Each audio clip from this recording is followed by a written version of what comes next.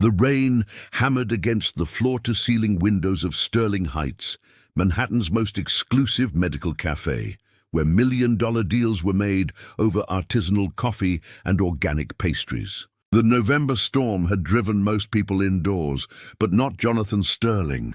The 48-year-old CEO of Sterling Medical Technologies sat rigid in his usual corner booth, his $3,000 Italian suit impeccable, despite the weight of exhaustion that carved deep lines around his steel-grey eyes.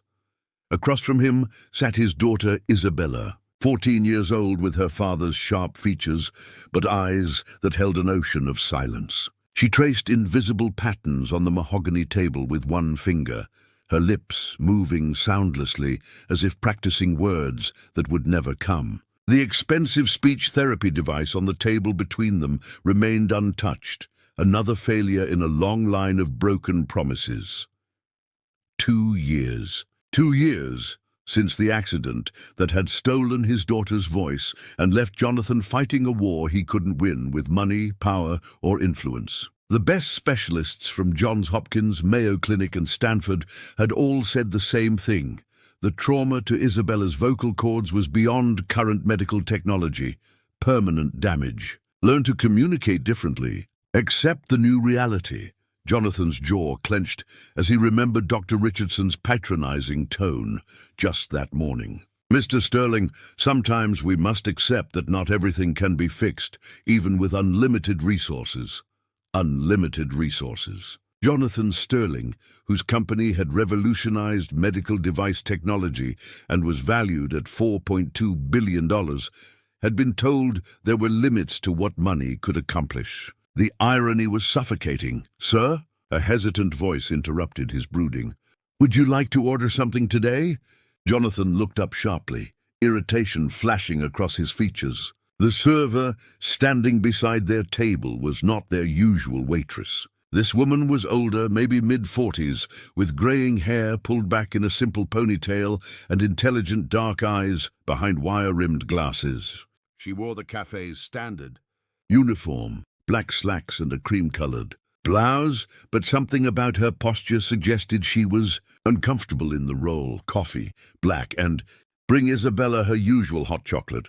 His tone was dismissive, designed to send the message that service staff should remain invisible. But the woman didn't immediately turn away. Her gaze lingered on Isabella with an expression Jonathan couldn't quite read. Not pity. He'd learned to recognize that particular look of sympathy that made his blood boil. This was something else. Professional interest? "Is there a problem?"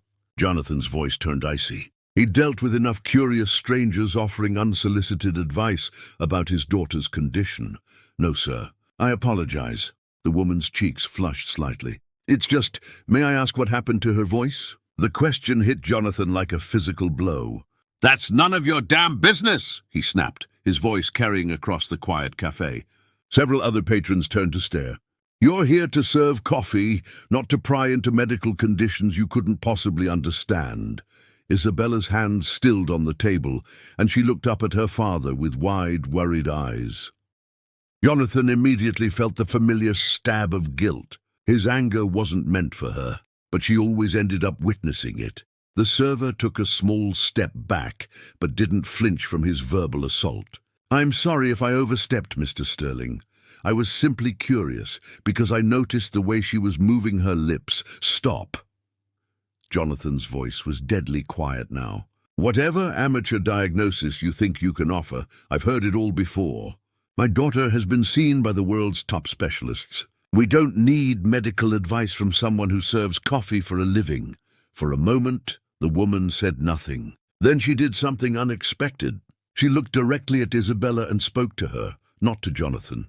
"My name is Maya," she said softly, her voice carrying a warmth that seemed to wrap around the girl like a blanket. "I hope you enjoy your hot chocolate when it comes. The chef here makes it with real Belgian chocolate, and it's absolutely wonderful on rainy days like this." Isabella's eyes widened slightly. She nodded once, a tiny gesture that most people would have missed. But Jonathan didn't miss it. His daughter rarely acknowledged strangers at all. Maya straightened and turned back to Jonathan. "I'll bring your order right away, sir." As she walked toward the kitchen, Jonathan found himself studying her movement. There was something about the way she carried herself, confident despite his harsh words, purposeful in a way that suggested this wasn't her usual profession. "Dad?" Isabella's voice was barely a whisper, more breath than sound, but Jonathan heard it clearly. It was the first time she'd attempted to speak in weeks. "What is it, sweetheart?" He leaned forward, his heart hammering against his ribs. Isabella pointed toward the kitchen where Maya had disappeared, then touched her own throat gently. Her meaning was clear. There was something about the woman that made her want to try. Jonathan's mind raced. In 2 years of medical consultations, experimental treatments, and cutting-edge technology, nothing had motivated Isabella to even attempt speech. Yet something about a coffee shop waitress had sparked a response.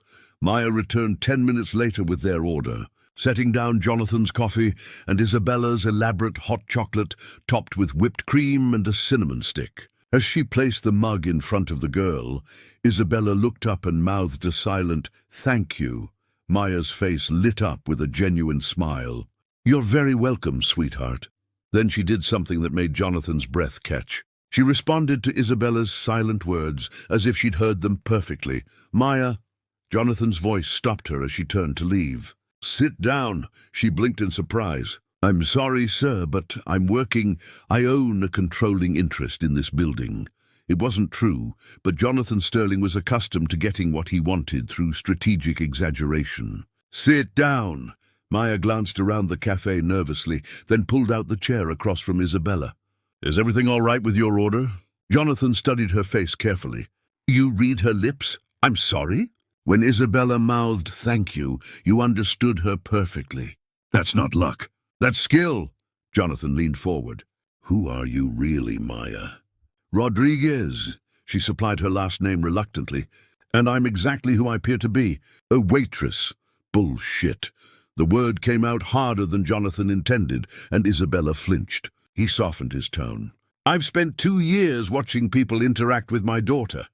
Doctors, therapists, specialists, they all look at her like she's broken. You looked at her like she was simply communicating in a different language." Maya's hands folded carefully in her lap. "Every child deserves to be heard, Mr. Sterling, even when they're not speaking." That's a very diplomatic answer. "But it doesn't explain how you knew she was thanking you." For a long moment, Maya said nothing. Jonathan could see a war happening behind her dark eyes, some internal struggle between honesty and self-preservation. "I used to work with children who had communication challenges," she finally admitted. Before I started working here." "What kind of work?" "Does it matter?" "I serve coffee now." Jonathan's business instincts, honed by decades of high-stakes negotiations, told him there was much more to this story.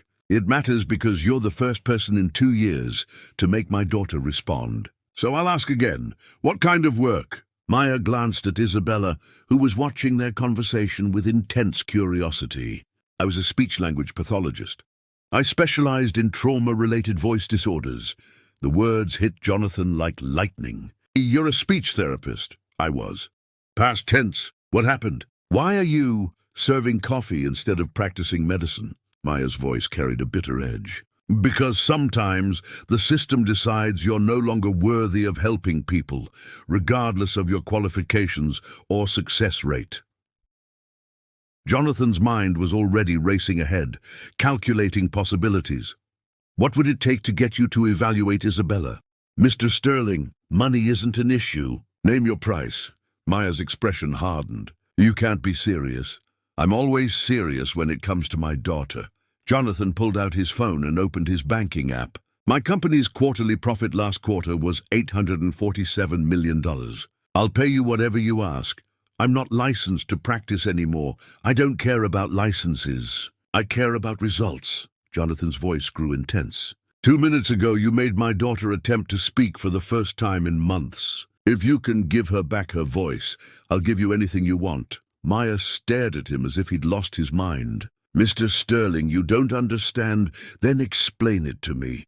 Jonathan leaned across the table. "Explain why someone with your qualifications is working in a coffee shop." Explain why you won't help a child who clearly responds to you. For a moment, the only sound was the rain against the windows and the gentle hum of conversation from other tables. Isabella sat perfectly still, her intelligent eyes moving between the two adults. Sensing the gravity of their discussion, "There was a patient," Maya said quietly, her voice barely audible above the ambient noise. "A 7-year-old boy named David. He'd lost his voice in a house fire. Smoke inhalation damaged his vocal cords. I worked with him for 8 months. We made incredible progress. What happened? His family couldn't afford continued treatment. Their insurance ran out. I tried to arrange pro bono care, but the clinic wouldn't support it." Maya's hands clenched into fists. "David's condition required ongoing therapy. Without it, he relapsed. Worse, he stopped trying altogether. Last I heard, he'd given up on speaking entirely." Maya's voice cracked slightly. "His mother blamed me, said I'd given them false hope." Jonathan absorbed this information, his analytical mind already piecing together the implications. "So you quit." "I was fired. Officially for inappropriate emotional involvement with patients. Unofficially for pushing too hard for pro bono care that hurt the clinic's profit margins. And now you're blacklisted." Maya nodded bitterly. "Word gets around in the medical community. No one wants to hire a speech therapist who puts patients before profits." Jonathan felt a familiar surge of anger, not at Maya, but at the system that had wasted such obvious talent. "That's the stupidest thing I've ever heard. That's the reality of American healthcare. Mr. Sterling." "No." Jonathan's voice carried the authority of a man accustomed to reshaping reality to his will. "That's the reality of a system I happen to control a significant portion of." Maya's eyebrows rose. "What do you mean?" "Sterling Medical Technologies supplies diagnostic equipment to over 60% of speech therapy clinics in North America. I also sit on the boards of 3 major medical insurance companies." Jonathan's smile was sharp as a blade. "One phone call from me could reinstate your credentials. Another could ensure you never have trouble with insurance coverage for any patient ever again." "You can't be serious." "I'm deadly serious." Jonathan leaned forward. "Here's my offer, Dr. Rodriguez. Help my daughter find her voice again, and I'll not only restore your career, I'll make you untouchable. Your own clinic, unlimited resources, and a guarantee that no insurance company will ever deny coverage for your patients." Maya stared at him in shock. That's impossible. I didn't build a billion-dollar company by accepting the word impossible." Jonathan's voice softened as he looked at Isabella. "My daughter has been silent for 2 years. 2 years of watching her disappear a little more each day. If you can bring her back, there's nothing I won't do to support your work." Isabella reached across the table and touched Maya's hand gently. When the woman looked at her, the girl pointed to her own throat, then to Maya, then pressed her palms together in a pleading gesture. Maya's eyes filled with tears. "She's asking me to try." "Please," Jonathan said quietly. "I know I was rude when you first approached us. I know I treated you like you were beneath my notice. But I'm begging you now. Help my daughter." Maya looked between father and daughter, seeing the desperate love in Jonathan's eyes and the quiet hope in Isabella's. "If I do this, it's not for your money or your promises. It's for her. I understand. And I won't lie to you about the challenges we're facing." Trauma-induced voice loss is complex. Even with perfect conditions, there's no guarantee. I don't need guarantees. I need hope. Maya was quiet for a long moment, then nodded slowly. "When was the last time Isabella spoke?" "The night of the accident. She was singing in her school's Christmas concert." Jonathan's voice grew thick with memory. "She had the most beautiful voice. Like an angel. What happened?" Jonathan glanced at Isabella, who nodded permission. "Car accident. We were driving home from the concert. A drunk driver ran a red light and hit us head-on. Isabella was thrown forward and the seatbelt," he couldn't finish, "injured her throat and vocal cords," Maya supplied gently. "The doctors said the trauma was too severe, that the scarring made normal speech impossible." Maya frowned. "Has she had a recent laryngoscopy? Visual examination of the vocal cords?" 6 months ago, Dr. Richardson at Mount Sinai said nothing had changed. May I? Maya gestured toward Isabella's throat. The girl nodded and tilted her head back slightly. Maya's fingers were gentle but professional as she felt along Isabella's neck, checking for tension and scar tissue. The external scarring is minimal. That's encouraging. What does that mean? It means the damage might not be as extensive as originally diagnosed. Maya sat back. Mr. Sterling, I'd like to be completely honest with you about something. Please. In my experience, about 40% of trauma-induced voice loss has a significant psychological component. The vocal cords heal, but the mind holds on to the trauma. Jonathan felt a flicker of hope. Are you saying Isabella might be able to speak, but something is psychologically preventing her? I'm saying it's possible. But determining that would require extensive evaluation and probably some uncomfortable therapeutic work. Whatever it takes. Maya turned to Isabella. Sweetheart, I want you to try something for me. It might feel strange, but I promise it won't hurt. Isabella nodded. I want you to place your hand on your throat and try to hum. Not words, just a humming sound. Can you try that for me? Isabella's hand moved to her throat. For a moment, nothing happened. Then, so quietly it was barely audible, came the faintest humming sound. Jonathan's coffee cup rattled against its saucer as his hand trembled. Oh my God! Maya's face lit up with professional excitement. Isabella, that was perfect. Your vocal cords are functioning. The sound production is there. What does this mean? Jonathan's voice was hoarse with emotion. It means your daughter's voice isn't gone. Mr. Sterling, it's just hiding. 3 days later, Jonathan Sterling found himself doing something he'd never done in his entire corporate career. Sitting in the employee break room of Sterling Heights Café, watching a former speech therapist work magic with his daughter, Maya had transformed the small, windowless room into an impromptu therapy space. Colorful charts covered the walls, showing vocal anatomy and breathing exercises. A small keyboard sat on the table, alongside various instruments Jonathan didn't recognize. Tuning forks, resonance tubes, and something Maya called a voice amplifier. Today we're going to work on breath support, Maya explained to Isabella, who sat cross-legged on a yoga mat. Strong breath is the foundation of strong voice. Can you put your hand on your stomach like this? Isabella mirrored Maya's posture, placing her palm just below her ribcage. Perfect. Now I want you to breathe in slowly through your nose and feel your hand rise. Your stomach should expand like a balloon. Jonathan watched his daughter follow the instructions with a focus he hadn't seen from her in months. Maya had a gift for making complex therapeutic exercises feel like games. Excellent. Now as you breathe out, I want you to make the softest ah sound you can. So quiet, it's almost just breath with a tiny bit of voice. Isabella took a deep breath and released the faintest vocalization. It was barely audible, but it was unmistakably intentional sound. Beautiful, Isabella. You're doing amazing work. Jonathan's phone buzzed with messages he ignored. For the first time in 2 years, his daughter was more important than his company. Mr. Sterling. Maya's voice drew his attention. Could I speak with you privately for a moment? They stepped into the hallway, leaving Isabella practicing her breathing exercises. How is she doing? Really? Jonathan asked. Better than I hoped, Maya said honestly. Her vocal cords are responding well to the exercises. The physical healing is more complete than her previous doctors realized. But the psychological component is significant. Isabella's fear of using her voice is deeply ingrained. She associates vocalization with the trauma of the accident. Jonathan felt his chest tighten. What can we do about that?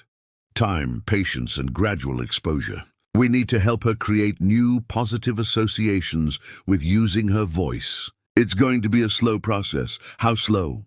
Maya hesitated. Honestly, it could take months, maybe longer. And there's always the possibility that some level of voice limitation will be permanent. But you think she can speak again? I think she can learn to use the voice she has more effectively. Whether that means full recovery, Maya shrugged. We'll have to see. Jonathan nodded, absorbing this information. Whatever it takes. Time, money, resources, it's all yours. About that, Maya said carefully. I've been thinking about your offer. The clinic, the insurance guarantees, restoring my credentials, having second thoughts. Actually, I want to propose something different. Jonathan raised an eyebrow. I'm listening. Instead of setting me up with my own practice, what if we created something bigger? A foundation dedicated to providing free speech therapy to children whose families can't afford treatment. Go on. You have the resources to change thousands of lives. Mr. Sterling, not just Isabella's, children like David, who got lost in the system because their families couldn't pay for continued care. Jonathan felt something shift in his chest. You want me to fund a charitable foundation? I want you to help me build something that ensures no child loses their voice to poverty. Maya's eyes blazed with passion. Imagine what we could accomplish with unlimited resources and no insurance limitations. That would cost millions.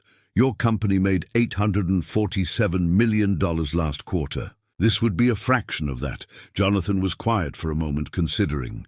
What would you need? A full-service clinic with state-of-the-art equipment, a team of therapists, psychologists, and support staff, and a guarantee that any child who needs help can receive it, regardless of their family's financial situation. You're talking about revolutionizing speech therapy care. I'm talking about doing what should have been done years ago. Jonathan found himself smiling for the first time in weeks. Dr. Rodriguez, I think you're going to be expensive. The most worthwhile things usually are.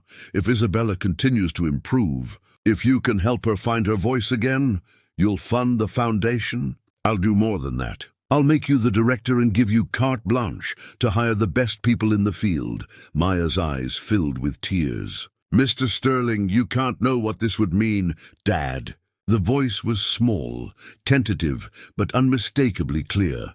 Both adults spun toward the break room.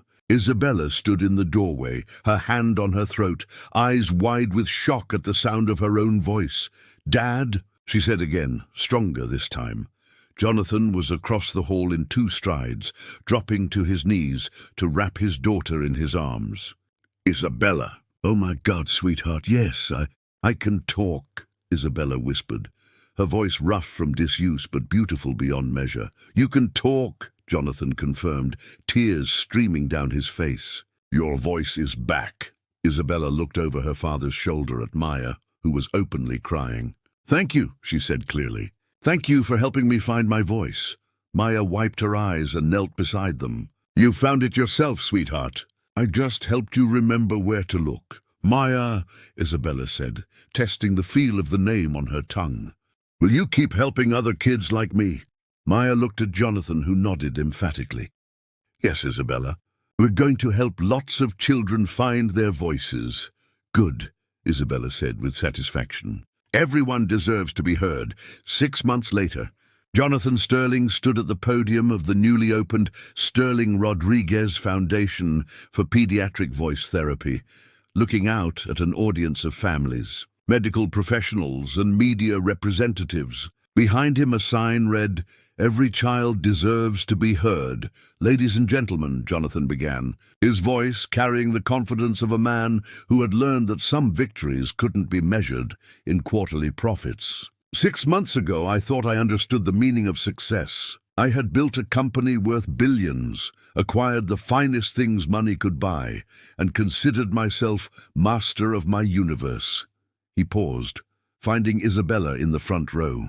She sat beside Maya, both of them beaming with pride. Then I met a woman who taught me that the most valuable things in life can't be purchased.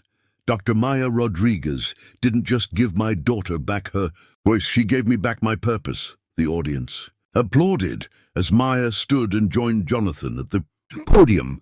When I was fired from my previous position, Maya said, her voice clear and strong, I thought my career helping children was over. I believed that the system had decided I wasn't worthy of practicing medicine. She looked directly at the families in the audience, parents, holding children with various communication. challenges, but sometimes the system is wrong. Sometimes it takes someone with the power to change things, to recognize that healing shouldn't be limited by insurance coverage or family income.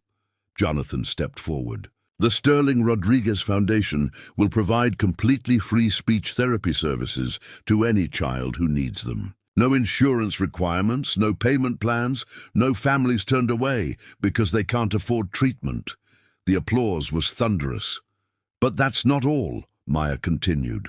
We're also launching a research initiative to develop new therapeutic techniques and technology. Mr. Sterling's company will be providing the most advanced diagnostic equipment available. And, Jonathan added with a smile, we're establishing a scholarship program to train the next generation of speech therapists. Because the world needs more professionals who put patients before profits. Isabella stood up from her seat and walked to the microphone. 6 months ago I couldn't speak, she said, her voice now strong and clear. Not because my vocal cords were broken, but because I was afraid. Maya didn't just teach me how to use my voice again. She taught me that my voice matters. She looked out at the audience with the confidence of a young woman who had found her purpose. Every child in this room has something important to say. Some of you might whisper, some might sign, some might use devices to communicate. But all of you have voices that deserve to be heard. The standing ovation lasted for 5 full minutes. Later, as the reception wound down, Jonathan found Maya in the Foundation's main therapy room, organizing equipment for the next day's patients.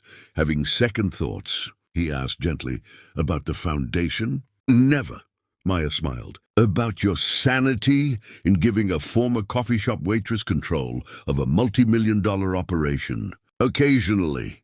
Dr. Rodriguez, Jonathan said formally, I have a confession to make.